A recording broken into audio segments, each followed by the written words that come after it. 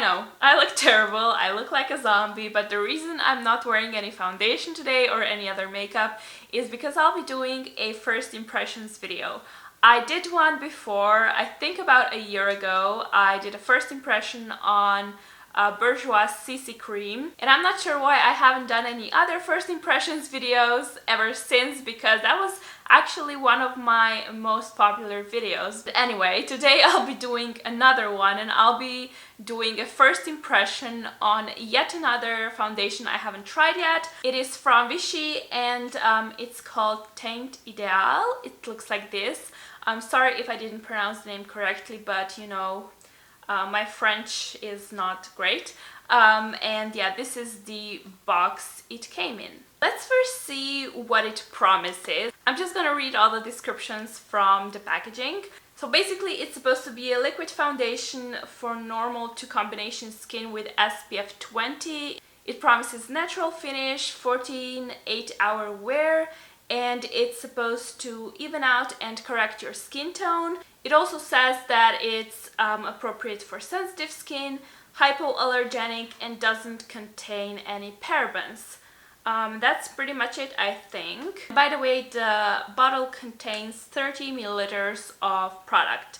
Okay, now I'm gonna go on and apply it to my face. My skin is already moisturized. I put on some products about half an hour ago, and what I used are also two products from Vichy. This is their Idealia Soothing and Illuminating Cream for normal to combination skin. I use it pretty much every single morning. And this is the eye cream that I use when I'm not using my La Roche-Posay one. I basically switch up between the two. But yeah, this one is called Idealia Eyes Eye Contour Idolizer, or something like that.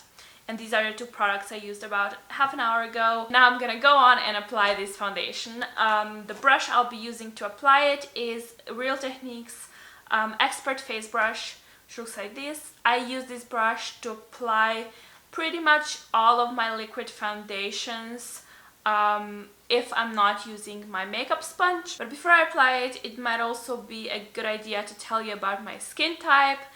I basically have everything. I have normal skin like here and here, and then I have really dry cheeks, and I have an oily T-zone. I have a lot of blemishes going on right now. I have some discoloration, redness, huge under eye circles, so I have basically everything, which is a nightmare for me, but I guess it is great for testing out products because I can let you know whether it works on those problematic areas or not. But yeah, let's go on to actually testing out the foundation now. First of all, it has a pump. I'm not sure if you can see it, but yeah, that's always great, I think. And this is how much you get with one pump, which is great as well because it's not too much. I'm just gonna dot this like all over my face, and I'll first do just half of my face so that you can like see the difference. Okay.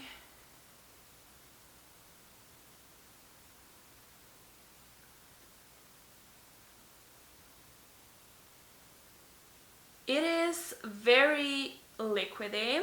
Some foundations that I've been using recently are a lot thicker and has some sort of a jelly consistency, but this one is definitely very liquidy.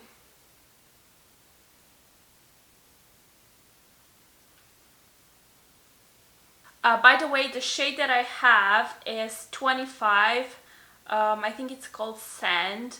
And I can see that it's probably a little bit too orange for me.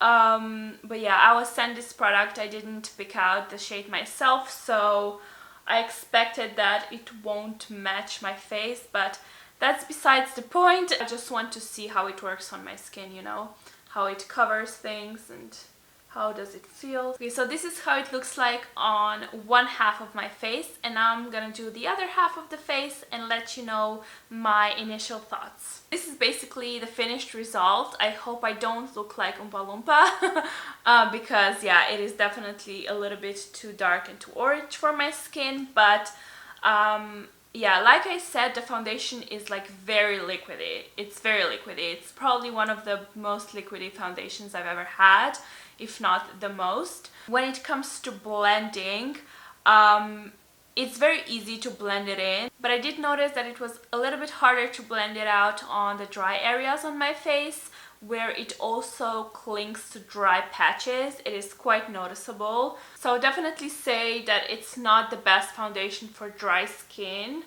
because yeah, it is quite noticeable, especially because this foundation is darker than my original skin tone. The dry patches look like very orange on me. It looks like foundation is applied unevenly, but yeah, it's just that it clings to dry patches a lot and it accentuates them. The finish is definitely not matte. It is quite glowy. It looks very natural. Coverage is light coverage, I would say. It does even out my skin tone, but it doesn't really cover problematic areas. I can still see my pimples, my discoloration, my redness on my cheeks a little bit, and obviously my under eye circles, but even medium coverage foundations don't cover that on me, so that's fine. So yeah, I would definitely say that it has light coverage. At this point, I don't think there's anything else to be added. I do like how it feels on my skin. It doesn't feel like I'm wearing foundation at all, but I don't like the fact that it clings to my dry patches. So I'll go on to do the rest of my makeup now. I think I'll film another video and I'll see you in about 4 hours. And I'll let you know how the foundation looks and feels like after those 4 hours. I'm using my phone to give you a bit of an update because I was a little bit stupid and I put away my studio lights and I don't have time to do the whole setup again. So it's 4 hours later now, and as you can see, I'm now wearing full face makeup, but the foundation is holding up alright. Dry patches are like still very visible, unfortunately, but yeah, that's that. I definitely feel like this is the foundation that I would wear during the summertime, not just because it's a couple of shades too dark for me right now, but because it does cling to dry patches so much, and during the summertime my skin does get a little bit better, a little less dry, so yeah, that would kind of solve the problem for me. And because it is such a lightweight foundation, it would feel very comfortable during the summertime when you sweat, you know, because it doesn't feel like you're wearing a mask on your face. So yeah, that's my kind of a first impressions video. I'll be up for quite a few more hours, so I might give you another update. It's 1 a.m. now and I've been wearing this foundation for 12 hours now. I just came to the bathroom to get my makeup off and I noticed that my skin is looking pretty horrendous, so I thought I would vlog. But as you can see, it's very patchy and like this is like horrendous. That's how much the foundation clings to dry patches. I don't know, it's pretty bad. And here I have no more foundation left.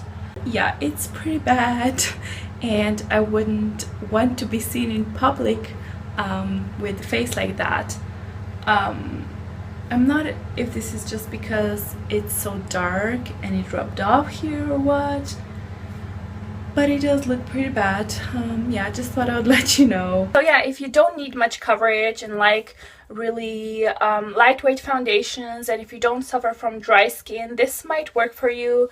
Unfortunately, it doesn't work too great for me right now, but like I said, I'll probably be using it during the summertime. I will try it out a couple of more times just to see how it performs with like different application techniques. I'll try to put it on with my beauty blender dupe, I guess, because that usually helps with my dry skin. If I put my foundation on with a beauty blender, it minimizes the clinginess to dry patches, so I'll try that as well. And I'll do a full review on my blog in a couple of weeks time probably, so if you're interested in that, make sure to follow my blog. I'll have it linked in the description box below. But yeah, that was it for today. Thanks for watching and I'll see you guys soon. Bye!